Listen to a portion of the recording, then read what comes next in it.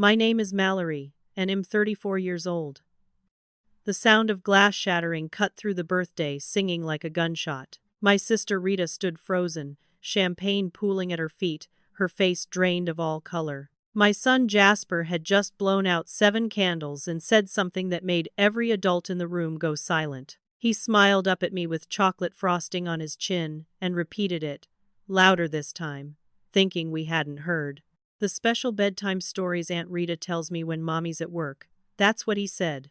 And in that moment, watching Rita's hands tremble and her eyes dart toward the door, I knew. Something terrible had been happening in my own home, right under my nose, and I had been too blind to see it. Before we dive into what happened next, drop a comment and let me know where you're watching from. Hit that like button if you've ever trusted the wrong person, and subscribe because this story gets darker before it gets better. You're going to want to see how this ends. 3 months before that birthday party, my life looked perfect from the outside. I worked as a physical therapist at a rehabilitation center in the Austin suburbs, had a beautiful craftsman house with a wraparound porch, and Jasper was the light of my entire world. But perfection is just a mask we wear to hide the cracks underneath, and my cracks ran deep. My husband Keith died in a car accident 2 years earlier, and since then it'd been drowning slowly. Trying to keep my head above water while raising a 5-year-old alone and maintaining a full-time career that demanded everything I had. Rita moved in 6 months before the party. She's my younger sister, 29 years old, and Shed just lost her apartment after getting laid off from her marketing job. When she called me crying, saying she had nowhere to go, I didn't hesitate. Family helps family, right? That's what our mother Diane always taught us. Rita promised Shed help with Jasper, watch him after school, give me the breathing room I desperately needed, and for a while, it seemed like a blessing. Rita was wonderful with Jasper. She picked him up from school every day, made his favorite dinosaur-shaped chicken nuggets for dinner, helped with homework, read bedtime stories. She encouraged me to take on extra shifts at work, told me not to worry, said she had everything under control at home. I started working late 3 nights a week, sometimes pulling weekend shifts when the money was good. The bills didn't stop when Keith died, and his life insurance was tied up in probate for months. I needed every dollar I could get. Rita seemed happy to spend time with Jasper. She'd send me photos throughout the day, the 2 of them at the park, baking cookies, doing art projects. My best friend Simone warned me once over coffee. She said Rita seemed too eager to have me gone, too insistent that I work more hours. I laughed it off. Simone had always been a little paranoid, and Rita was my sister. We'd shared a bedroom growing up, survived our parents' messy divorce together, been each other's maid of honor. Why would I doubt her? Looking back now, I can see all the signs I missed. Jasper started getting quieter around me, withdrawing into himself. When I asked about his day, he gave one-word answers. When I tried to hug him, he stiffened. I told myself it was normal development, him becoming more independent. I was wrong. Rita had been systematically building a wall between us, brick by careful brick, and I was too exhausted and too trusting to notice. My mother Diane lived 3 hours away in Houston and visited once a month. She loved Rita. Always had. Rita was the baby of the family, the one who needed protecting. I was the responsible older sister, the one who had her life together. At least that's what everyone thought. The party was everything a 7-year-old could want. 30 people crammed into my living room and backyard. Neighbors brought their kids, Jasper's entire first-grade class showed up, and my coworkers from the rehabilitation center came bearing gifts. I'd spent 2 weeks planning every detail because I wanted to give Jasper something special, something that showed him I was still present even when work pulled me away. The cake was a 3-tier dinosaur masterpiece from the fancy bakery downtown. Balloons covered the ceiling, and I'd rented a bounce house for the backyard. Rita helped set everything up that morning, and I remember feeling grateful, thinking how lucky I was to have her support. When it came time to sing happy birthday, everyone gathered around the dining table. Jasper stood on a chair so he could reach the candles, his face glowing in the warm light. We sang, badly and off-key the way you do at children's parties, and he closed his eyes tight to make a wish. Then he blew out all 7 candles in one breath, and everyone cheered. That's when he said it, his voice carrying over the applause. "Aunt Rita says our secret games are special, just for us." The words hung in the air like smoke. I saw Rita's champagne glass slip from her fingers before I processed what Jasper had said. The glass hit the hardwood floor and exploded into 1,000 pieces, champagne splashing across her designer jeans. Rita's face went through a series of expressions in rapid succession. Shock, panic, then a forced laugh that sounded like breaking glass. "Kids and their imaginations," she said loudly, already moving toward the kitchen for paper towels. But her voice cracked on the last word, and I saw her hands shaking as she grabbed the counter for support. The other adults in the room shifted uncomfortably. My neighbor Gretchen, a retired school teacher in her mid-40s, gave me a look I couldn't quite read. My coworker Patricia suddenly became very interested in her phone. Simone crossed the room to me immediately, gripping my elbow hard enough to bruise, and whispered that we needed to talk right now. I tried to salvage the party. Jasper was confused by the sudden tension, his smile fading as he looked around at all the uncomfortable adult faces. I cut the cake with hands that trembled, served slices on paper plates with little dinosaurs printed on them, and made small talk that felt like chewing glass. But the atmosphere was poisoned. Parents started making excuses, claiming forgotten appointments and early bedtimes. Within 20 minutes, the house that had been full of laughter was nearly empty. Rita disappeared into the bathroom and stayed there so long I almost knocked to check on her. When she finally emerged, her eyes were red but her face was set like concrete. "You're overreacting," she hissed at me when I tried to pull her aside. "He's 7. He doesn't know what he's saying." The party ended before the sun went down. Gretchen was one of the last to leave, and she lingered at the door, her hand on my arm. "Call me if you need anything," she said quietly, and there was something in her voice that made my stomach drop. After everyone left, Rita went on the offensive before I could even ask a question. She accused me of embarrassing her in front of everyone, making a scene over nothing. "I've sacrificed everything to help you," she said, her voice rising with each word. "I gave up my life to move in here and take care of your son, and this is how you thank me?" She started crying, big theatrical sobs that would have convinced me 6 hours earlier. "I can't believe you'd think I would hurt him," she wailed. But I'd seen the panic in her eyes when that glass fell, and I knew something was very, very wrong. That night I waited until Rita locked herself in the guest room before I went to Jasper. He was in his pajamas, sitting on his bed, surrounded by birthday presents he hadn't opened, staring at the wall. I sat down next to him slowly, the way you approach a frightened animal, and asked if we could talk about what he said at the party. His whole body went rigid. For a long time he didn't speak, just picked at a loose thread on his comforter. Then, so quietly I almost missed it, he asked if he was in trouble.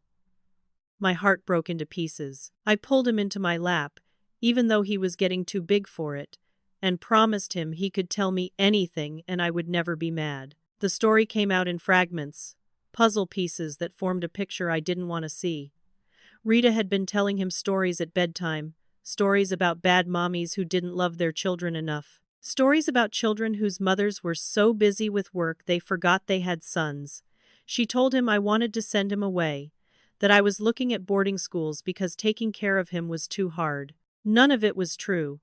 But Jasper was 6 when it started, and he believed her. She made him promise not to tell me about the stories because it would make me sad, and he was such a good boy, my sweet, sensitive son who never wanted to hurt anyone. He kept the secret because Aunt Rita said it was important. Then came the worst part. Rita had been recording him during bath time, holding up her phone and telling him she was making memories for Mommy to watch when she missed him. Jasper thought it was normal until a kid at school mentioned that his parents didn't record him in the bathtub.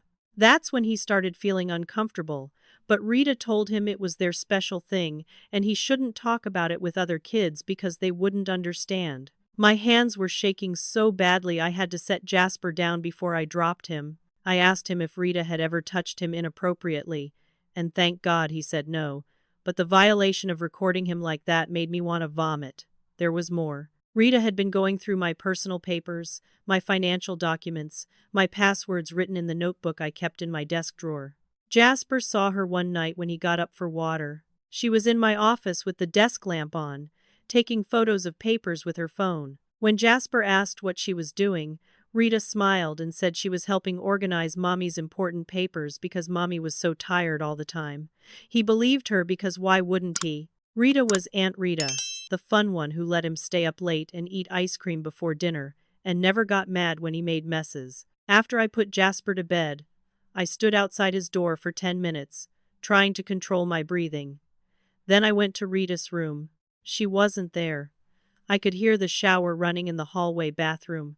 I knew I was crossing a line, but I didn't care anymore. I searched her room systematically, starting with the obvious places and working toward the hidden ones. Under her bed I found a locked metal box, the kind you buy at office supply stores. I used a screwdriver from the kitchen junk drawer to pry it open, and what I found inside made the world tilt sideways. Copies of my financial documents, bank statements, credit card bills, the deed to my house, Keith's life insurance paperwork, the policy that made me the beneficiary of $500,000 when he died. But there were notes too, written in Rita's handwriting, calculations and dates and plans that made my blood run cold. There were photos of Keith's accident scene, the mangled car and scattered debris, images that the police had shown me 2 years ago.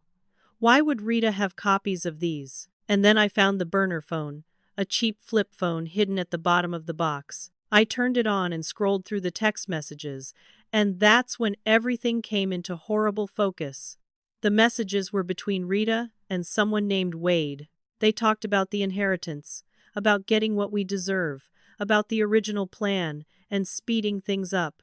But the message that made me drop the phone like it was burning was dated just 2 days ago. Once Mallory's out of the picture, the kid's mine, and so is the money. I sat on Rita's floor surrounded by evidence of a conspiracy I didn't understand yet, and I realized I was living with someone who wanted to erase me from my own life. I didn't sleep that night. I sat at my kitchen table with the evidence spread out in front of me, waiting for sunrise. When Rita came downstairs at 6 in the morning, I was ready. She stopped when she saw me, her eyes going immediately to the papers and photos laid out like an accusation. For a second her mask slipped and I saw something ugly underneath. Then she recovered, straightening her shoulders and walking to the coffee maker like nothing was wrong. "We need to talk," I said, and my voice sounded strange, cold and flat like it belonged to someone else. Rita poured her coffee slowly, deliberately, making me wait. When she finally turned around, the person looking at me wasn't my sister anymore. The pretense was gone. She sat down across from me and smiled, and it was the smile of someone who'd been waiting for this moment. "You want to know the truth, Mallory? Fine. I'll tell you the truth." And then she opened her mouth and destroyed what was left of my world. She'd been planning this for over a year.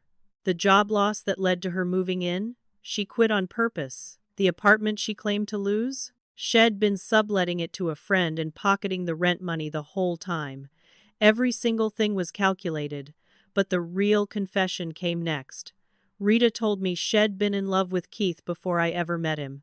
They'd worked together briefly at his firm downtown, before he transferred to the Houston office where we met. She'd made a move on him, and had rejected her gently but firmly, told her he didn't feel that way about her. Then 6 months later he met me at a conference, and we fell in love fast and hard, the way you do when you're young and stupid. Rita never forgave me for that. She claimed I stole everything that should have been hers. The husband, the house, the perfect life. And then, in a voice so casual it made my skin crawl, she said Keith's death wasn't the accident everyone thought it was. She didn't confess outright, not yet, but the implication hung between us like poison gas. She said things happen to people who don't appreciate what they have. She said brake lines are such delicate things, so easy to damage if you know what you're doing. She said the police did a terrible investigation, barely looked at the car before ruling it weather-related. My husband's death, my grief, my son's trauma, all of it might have been murder, and Rita was sitting across from me smiling about it. I lunged for her across the table, and she didn't even flinch. She'd been waiting for me to snap. Rita's real attack started then. She told me Shed already called Child Protective Services 3 times in the past month, making reports about my neglect. Long work hours, emotional unavailability, possible substance abuse. Shed been documenting everything, keeping a diary of my supposed failures as a mother, complete with fabricated entries about me hitting Jasper. She showed me her phone, scrolled through photos Shed taken of Jasper with carefully positioned bruises from normal kid accidents, each one documented like evidence of abuse. If you try to kick me out, if you call the police, I'll destroy you, she said calmly. I have enough evidence to take Jasper away from you permanently, and everyone will believe me because I'm the devoted sister who gave up everything to help you. I asked how she could do this. We were sisters. We grew up together. She looked at me like I was stupid. Keith was supposed to be mine, she said. The money was supposed to be mine. Even Jasper should have been mine, because if Keith had chosen me like he should have, we would have had children together. Instead, I got to watch you live my life for 6 years. Do you know what that's like? Watching someone else wear your life like a costume? I couldn't take it anymore, so I took it back. She stood up, dumped her coffee in the sink, and walked past me toward the stairs. Oh, and I've already spoken to several neighbors about your drinking problem. They'll confirm everything if asked. She disappeared upstairs, leaving me alone with the ruins of everything I thought I knew. I called Simone with shaking hands. She was my best friend, had been since college. If anyone would believe me, it would be her. But when Simone answered, her voice was cold. It took her 3 hours to come over, and when she arrived, she wouldn't meet my eyes. She sat on my couch like a stranger and told me Rita had shown her evidence weeks ago. Photos of empty wine bottles in my recycling, time-stamped images of Jasper crying while I worked late, a recording of me yelling at Jasper to go to bed when I was exhausted. Simone said Rita had been trying to decide whether to tell her, worried about Jasper but not wanting to betray me. I wanted to give you a chance to explain, Simone said quietly. But Rita was right about you, wasn't she? You're falling apart and that little boy is suffering for it. My best friend of 14 years stood up, said she couldn't watch me self-destruct anymore, and walked out. Rita had taken her too. The next morning I tried to go to work, desperate for something normal, something that made sense. I made it as far as the parking lot before my supervisor, Patricia, called me into her office. My stomach dropped before she said a word. Rita had filed a formal complaint the day before. She claimed I'd been stealing medications from the rehabilitation center, pocketing pain pills and muscle relaxers from the pharmacy supply. Patricia showed me the medication logs, and there was my signature on checkout forms for medications I'd never touched. Rita must have practiced forging my writing, spent hours getting it perfect. I was suspended immediately pending a full investigation. Patricia wouldn't look at me as she asked for my badge and keys. I wanted to scream that Rita was setting me up, but what proof did I have?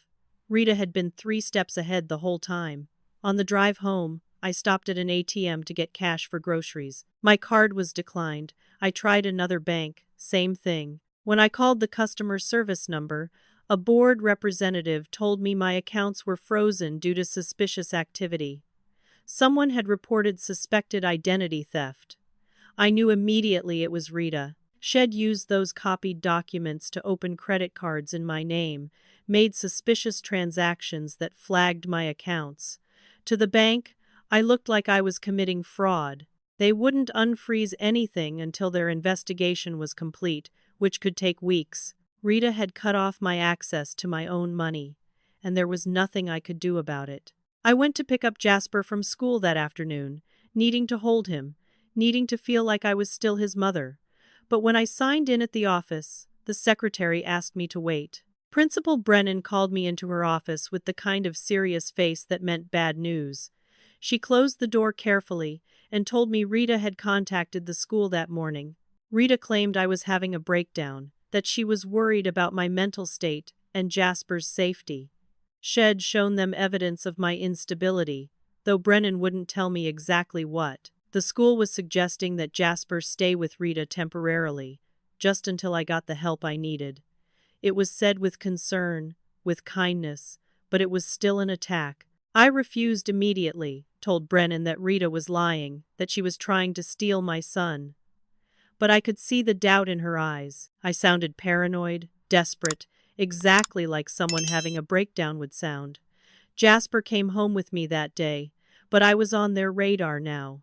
That evening I saw Rita at a coffee shop through the window. I'd gone to get dinner because my fridge was empty and I couldn't access my bank accounts to buy groceries. Rita was sitting at a corner table with a man I didn't recognize. He was late 30s, sandy brown hair, wearing an expensive suit. They were leaning close together, intimate in a way that made it clear they were more than friends.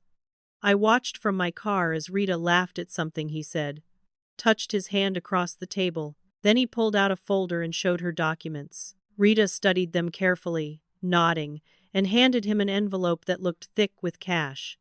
This had to be Wade, the mysterious person from the text messages. I followed them when they left, keeping 2 cars back like I'd seen in movies. They drove to a restaurant across town, upscale and expensive, the kind of place Keith used to take me for anniversaries. I waited in the parking lot, watching through the window as they had dinner. Wade paid with a credit card, and Rita kissed him before they got into separate cars. I followed Wade after Rita drove away. He went to an office building downtown, one of those places with 20 different small businesses inside. The directory in the lobby listed him as Wade Thornton, private investigator. My blood went cold. A private investigator. What had Rita hired him to investigate? Or was he part of the plan from the beginning? I drove home in a daze and sat in my car in the driveway for an hour, unable to go inside where Rita was probably putting Jasper to bed, playing the devoted aunt. I thought about running, taking Jasper in the middle of the night, emptying what cash I had left, and disappearing. Starting over somewhere, Rita could never find us. But that's what guilty people do, and I wasn't guilty of anything except being blind. I thought about how easy it would be to just give up, to sign whatever papers Rita wanted and walk away from this nightmare. Let her have the house, the money, even Jasper if that's what it took to make this stop. But then I thought about my son's face, the way he used to laugh before Rita poisoned everything, and I knew I couldn't quit. I had to fight smarter. I called my mother at midnight, not caring that I'd wake her. Diane answered on the 4th ring, groggy and alarmed the way mothers are when their children call in the middle of the night. I told her everything in a rush, words tumbling over each other, about Rita and Wade, and the conspiracy and Keith's death maybe being murder. I expected her to tell me I was crazy, to defend Rita the way she always had. Instead, there was a long silence on the other end of the line. Then Diane said something that changed everything. I should have warned you more strongly. Rita's been like this since you were children. My mother started talking, and I listened to stories I'd either forgotten or never knew. How Rita used to sabotage my school projects, making them look like accidents. How Shed stolen my college boyfriend by lying about me cheating. How Shed convinced my father during the divorce that I was the one causing family problems, even though I was only 14.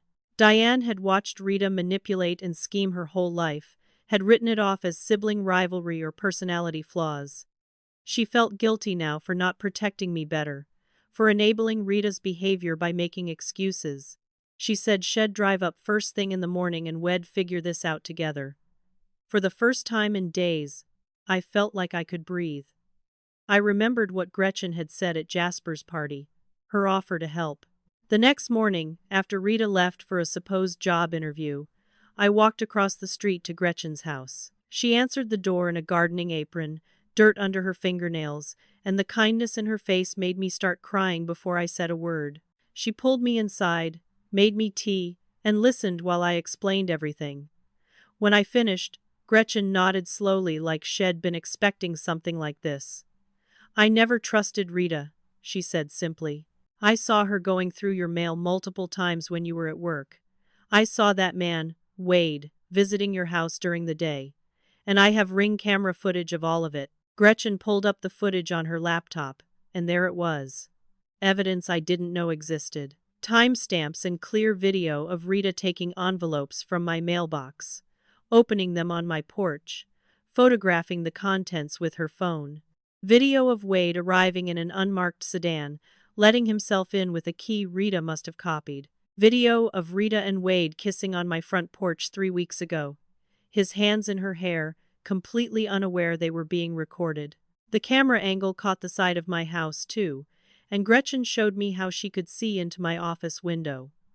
Rita going through my desk, Wade photographing my filing cabinet, all of it documented, all of it saved. Gretchen downloaded everything to a thumb drive and pressed it into my hands. "Use this however you need to," she said.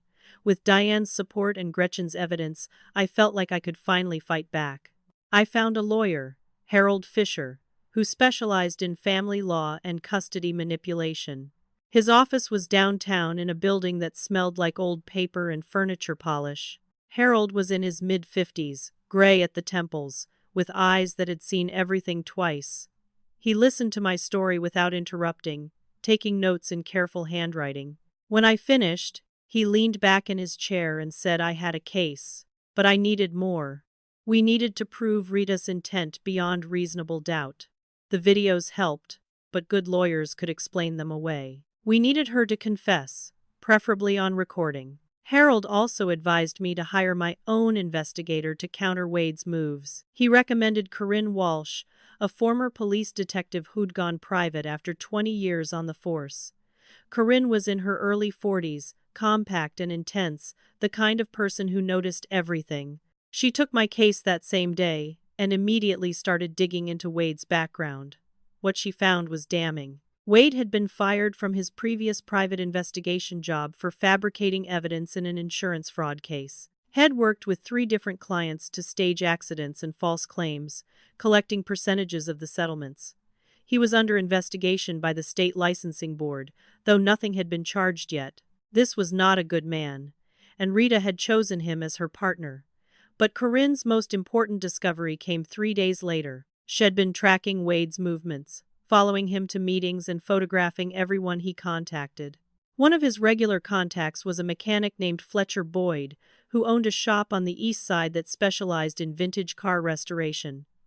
Corinne ran Fletcher's background and found a criminal record, 2 arrests for insurance fraud, 1 conviction 10 years ago. Fletcher had been involved in staging car accidents, making them look natural when they were actually sabotage. Corinne approached Fletcher when he was alone, told him she knew about his connection to Wade, and pressured him with the threat of his parole officer finding out about his current activities. Fletcher broke faster than Corinne expected. He was tired of being Wade's accomplice, tired of looking over his shoulder. He told Corinne that 2 years ago, Wade had paid him $15,000 to sabotage a vehicle, a silver Honda Accord belonging to a man named Keith Brennan. Fletcher had cut the brake lines in a way that would fail gradually, making it look like weather and bad luck when the accident happened. Rita had been there when they planned it, sitting in Wade's car in the parking lot while Fletcher worked. She'd watched to make sure no one saw them. Fletcher agreed to testify in exchange for immunity from prosecution. He had nothing in writing, but his testimony combined with everything else might be enough. My husband had been murdered, and now I could prove it. Armed with Fletcher's testimony, Harold filed for an emergency custody hearing. We also went to the police with evidence of conspiracy to commit murder. Detective Irving Carson took our statement, a patient man in his 50s who'd worked homicide for 20 years. He listened to everything, reviewed Corinne's evidence and Fletcher's testimony, and agreed to reopen Keith's death investigation.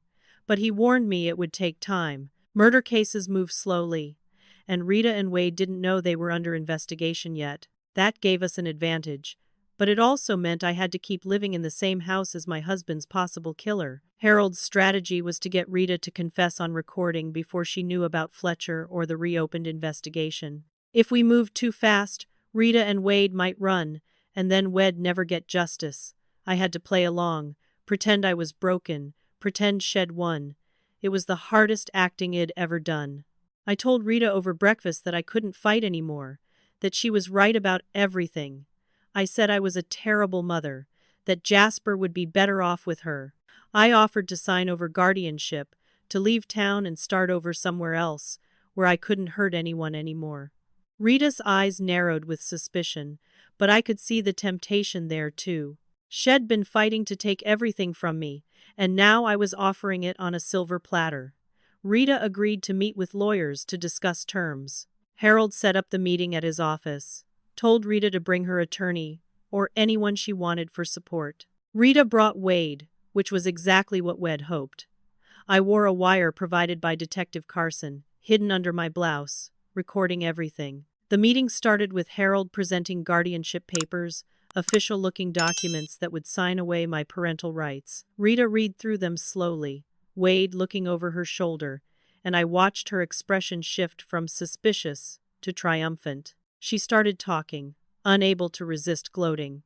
Rita told Wade how easy it'd been to manipulate, how Id believed every lie, trusted every fake tear. She talked about the long game, how Shed planned this for over a year, waiting for the perfect moment to strike.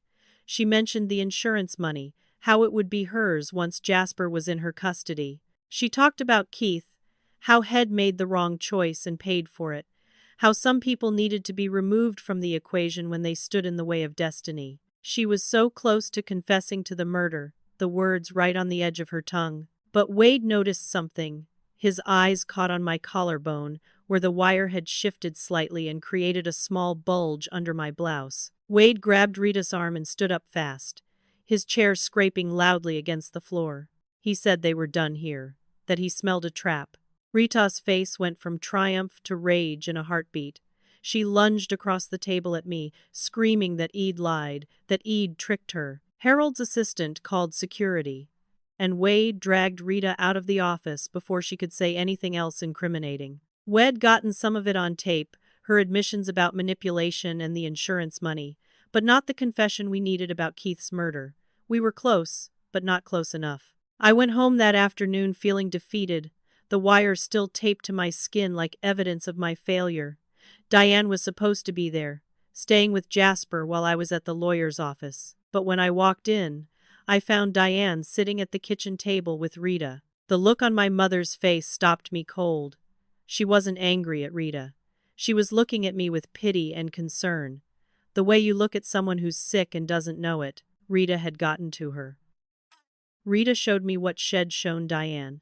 Medical records spread out on the table. Psychiatric evaluations, doctor's notes, medication prescriptions, all with my name on them.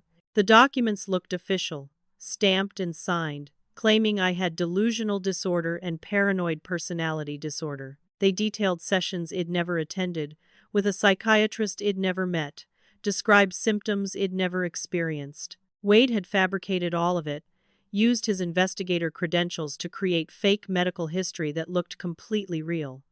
Diane, my own mother, believed the documents because why wouldn't she? They looked legitimate, and Rita had been in her ear for hours, crying about how worried she was about me. Diane took my hands and told me I needed help.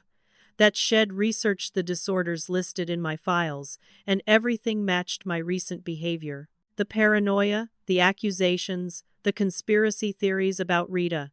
Sweetheart, you need help, Diane said gently. Let Rita take care of Jasper while you get treatment. She said it with love, which somehow made it worse. My mother, who'd promised that morning to stand by me, had been turned against me in a single afternoon. Rita sat across the table looking appropriately concerned, playing the worried sister perfectly. But when Diane wasn't looking, Rita smiled at me, and the cruelty in that smile was absolute. The doorbell rang an hour later.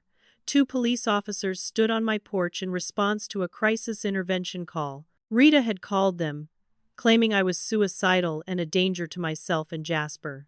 She showed them the fake psychiatric records, told them I'd been making threats, said she was terrified I'd hurt myself. The officers were kind but firm. They wanted to take me for an involuntary psychiatric evaluation, a 72-hour hold.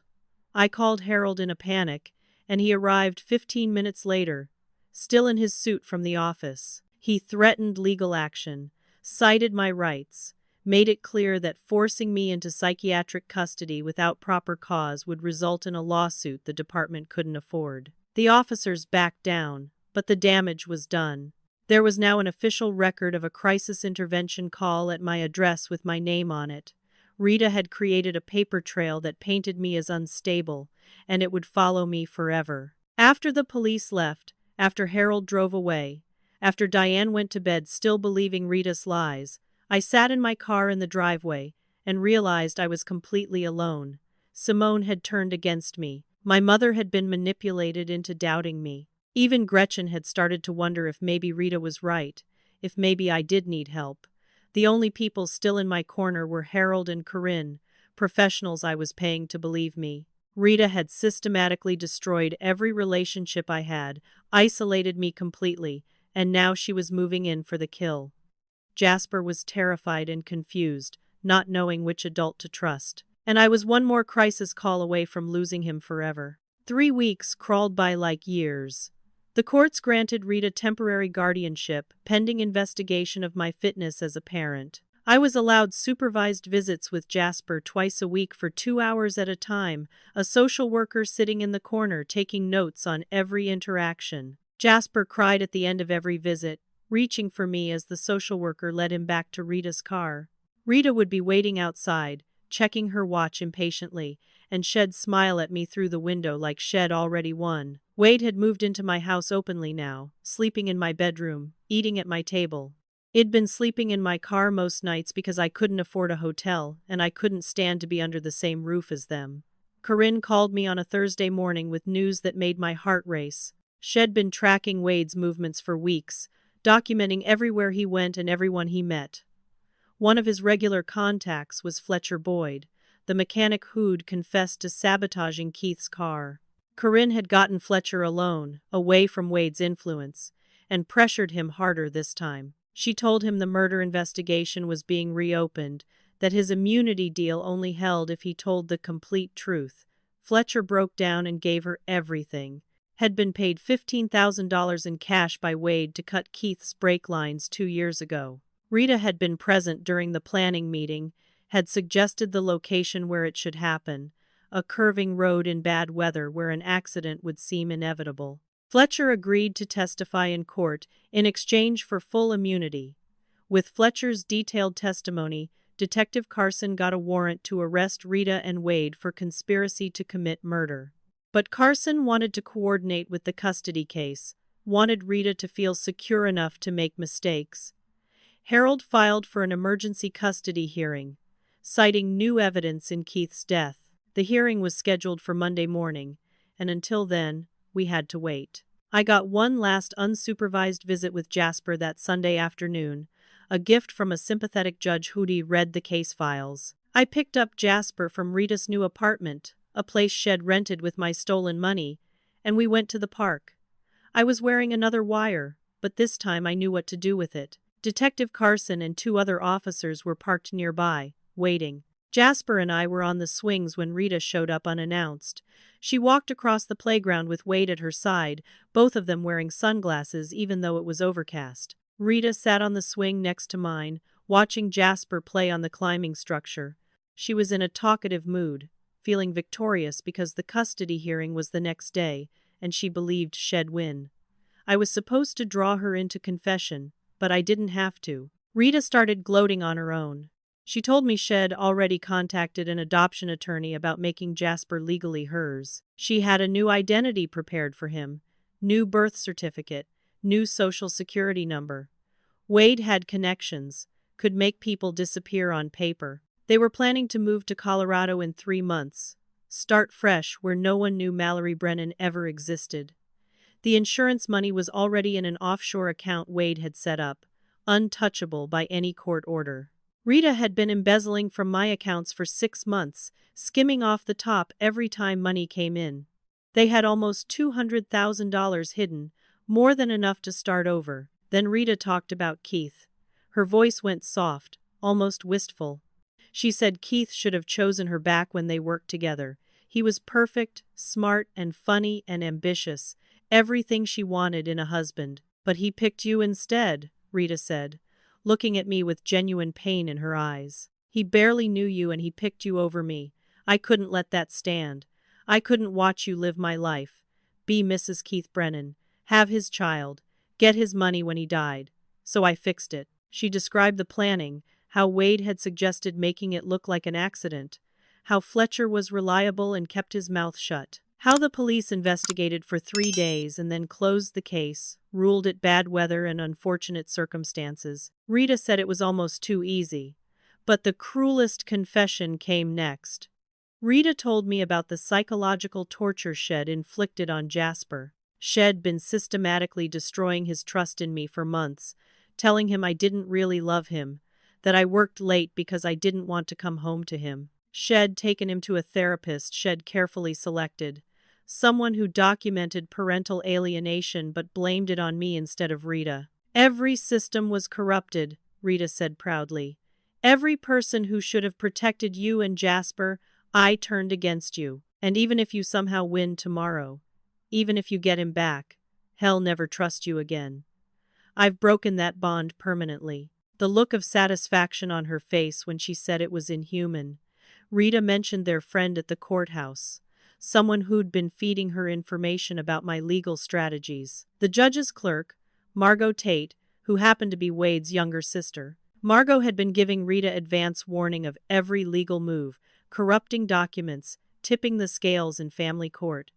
The system had been counting on to protect my son had been rigged from the start. Rita stood up from the swing, brushed off her pants, and told me she'd see me in court tomorrow. She walked away laughing, Wade's arm around her shoulders, believing she was untouchable.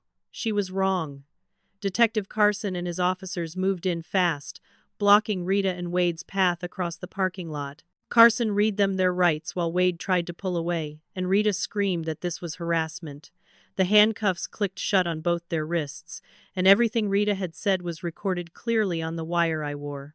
Fletcher's testimony plus Rita's confession equaled murder charges for both of them. Jasper watched from the playground, not understanding what was happening, seeing his aunt being arrested. It was traumatic for him, another memory he'd have to process in therapy for years. But it was necessary. Justice doesn't come clean, and sometimes the people we love have to see ugly truths. 6 months passed like walking through fog. Rita was held without bail, awaiting trial for conspiracy to commit murder and a dozen other charges. Wade cooperated with prosecutors in exchange for a reduced sentence, confirming everything Fletcher said about Keith's death. Fletcher testified in preliminary hearings, his shame visible but his facts unshakable. Margot was arrested for corruption and conspiracy, her career destroyed. The case made local news for weeks, my private nightmare becoming public entertainment. People I hadn't spoken to in years called to offer sympathy or ask intrusive questions. I stopped answering the phone. Jasper came home to me after an emergency custody hearing where Harold presented all the evidence. The judge apologized to me, actually said the words, "I'm sorry the system failed you." But apologies don't fix broken trust. Jasper was back in my house, sleeping in his own bed, but he wasn't the same child who'd blown out 7 candles 6 months ago. He was in therapy 3 times a week with a trauma specialist. He had nightmares about Aunt Rita coming back, woke up screaming that I was going to leave him. Some mornings he asked why Rita had to go away, said he missed her, didn't understand that the person who'd been kind to him had also wanted to erase me. Children's minds protect them by compartmentalizing, keeping the good and bad separate until they're old enough to reconcile contradictions. Rebuilding trust between us was the hardest thing he'd ever done. Jasper had been told for months that I didn't love him, that work was more important than he was, that I wanted to send him away. Undoing that programming took patience I didn't know I had. I cut my hours at work to part-time, chose evenings with Jasper over extra money. We started weekly mother-son therapy where we practiced communication, learned to talk about feelings without fear. Jasper slowly began opening up about what Rita had told him, the poisonous stories, the manipulations. Each confession broke my heart again, but it was necessary for healing. You have to drain the wound before it can close. My relationships with others healed slowly or not at all. Simone apologized tearfully, brought me flowers and a card that said she'd been fooled and she was sorry. I forgave her because holding grudges takes energy I didn't have. But our friendship would never recover its old closeness. Some betrayals leave permanent marks. Diane apologized too, came to visit with her own guilt written across her face. She'd believed Rita over me, chosen fake medical documents over her own daughter's word. I forgave her too, eventually. But something fundamental had shifted. Our phone calls became less frequent. Her visits shortened from weekends to afternoons. The distance between us was polite now, cordial, but the warmth was gone. Gretchen remained loyal through everything, and that mattered more than I could express. She brought us dinners twice a week, watched Jasper when I had unavoidable appointments, never asked for anything in return. Real friends, I learned, are the ones who show up when showing up is hardest. Corinne became an unexpected friend too, stopping by to check on us even after her investigation was complete. She taught Jasper some basic self-defense moves in our backyard, told him stories about being a detective, made him laugh in a way I hadn't heard in months. These small kindnesses accumulated, building scaffolding around my broken life until it could support its own weight again. My job at the rehabilitation center took me back after the investigation cleared my name. Patricia apologized for doubting me, said she should have known better. But walking those halls felt wrong now, tainted by memories of Rita's accusations. I gave 2 weeks' notice and took a position at a different facility across town, a smaller practice with fewer politics and more flexibility.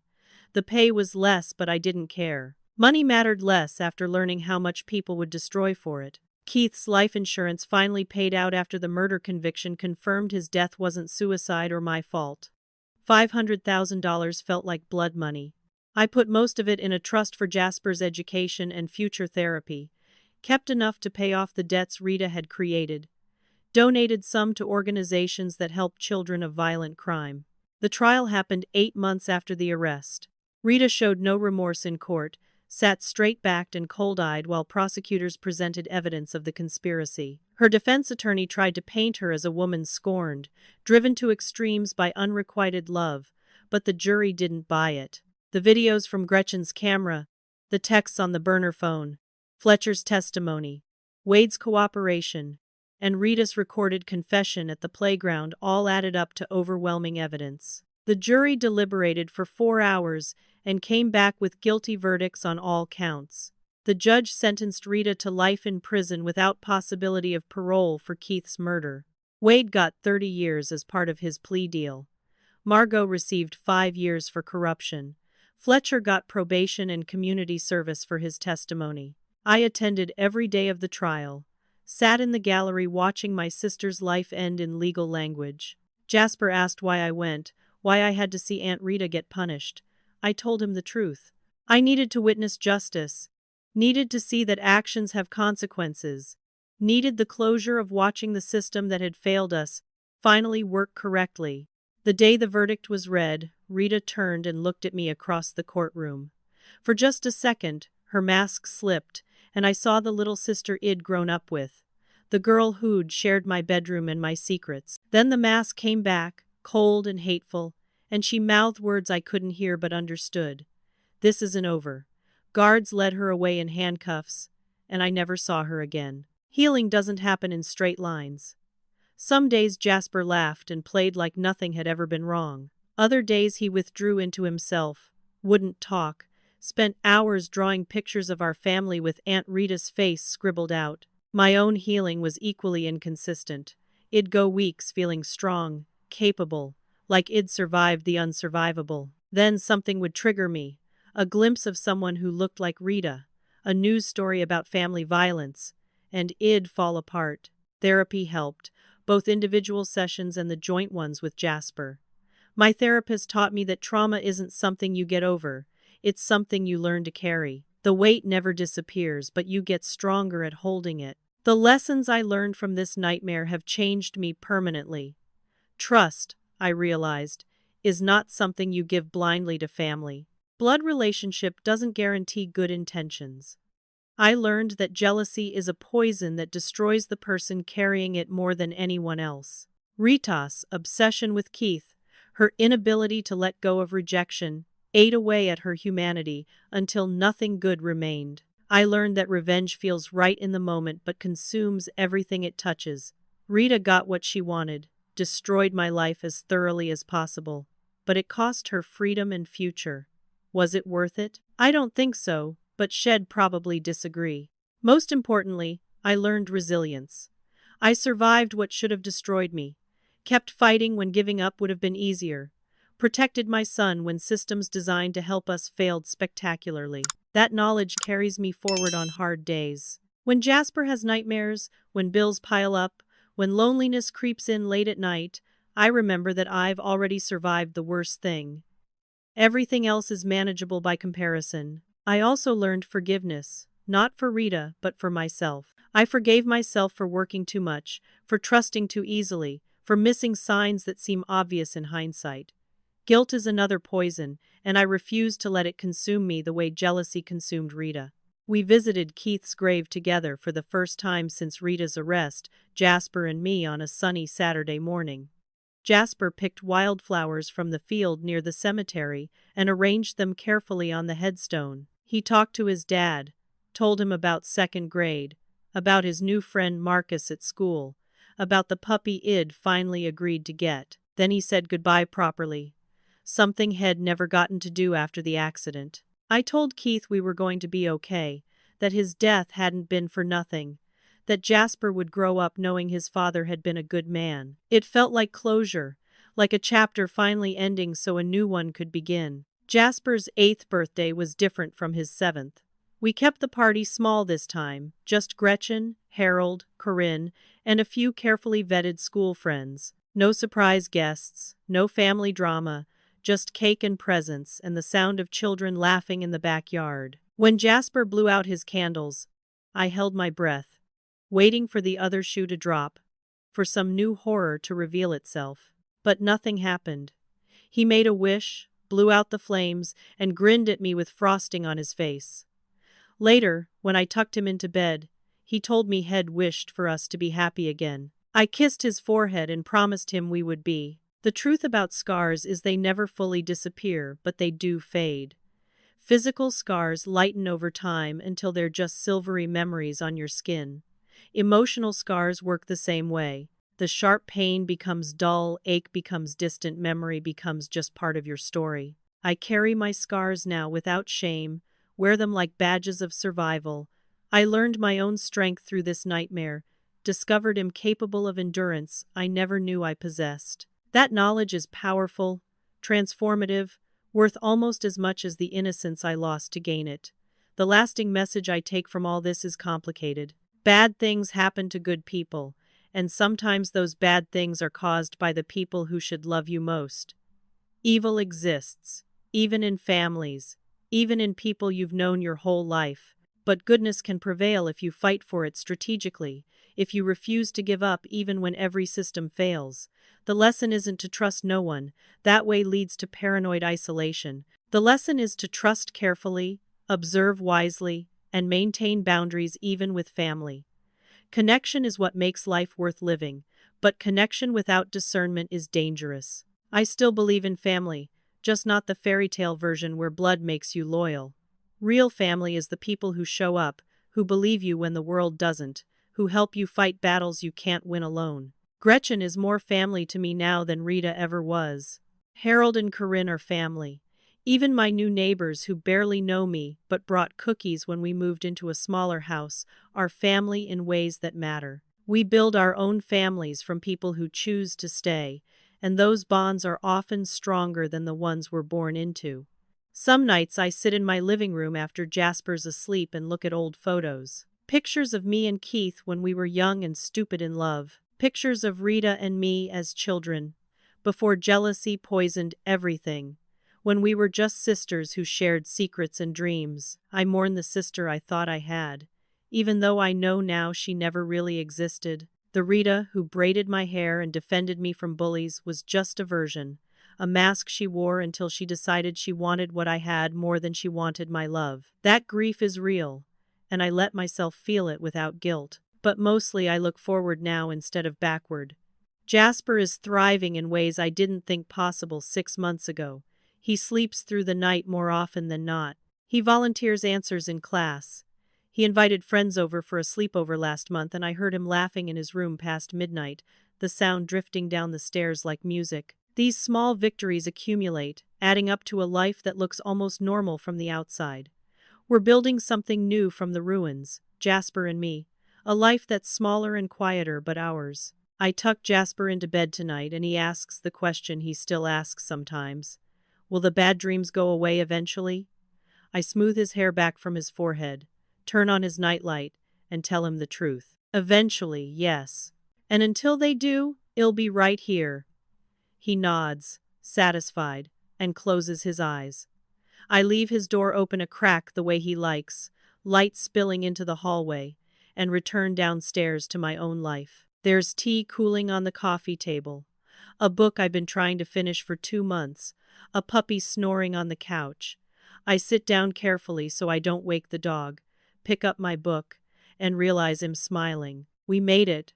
We actually made it. Not unscathed, not unchanged, but alive and together and fighting our way back to something that resembles happiness. Rita tried to erase us from our own lives and she failed. That failure, that survival, it's worth celebrating. So, I celebrate it quietly, privately, in the peace of my living room with my son safe upstairs, and my doors locked against a world that sometimes sends monsters wearing familiar faces. Tomorrow will bring new challenges, but tonight we're okay.